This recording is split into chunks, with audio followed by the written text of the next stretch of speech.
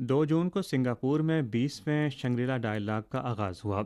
इजलास में शरीक मुतअद्दिद ममालिक के नुमाइंदों का कहना था कि चीनी वज़ीर दिफ़ा की तकरीर के ज़रिए उन्हें इलाकाई सूरत हाल, चीन अमरीका ताल्लुकात और आलमी नज़्म व नस्क पर चीन के मौक़िफ़ और ख़यालात की गहरी तफ़हीम हासिल हुई है।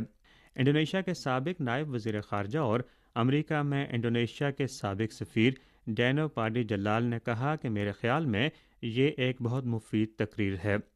मुझे यकीन है कि इंडोनेशिया खित्ते में सलामती को बढ़ाने के लिए चीन के साथ मिलकर काम करने के लिए तैयार है। हम इस खित्ते में बैरूनी ताकतों की मुदाखलत नहीं चाहते। हम ताउन करना चाहते हैं और एतमाद पैदा करना चाहते हैं।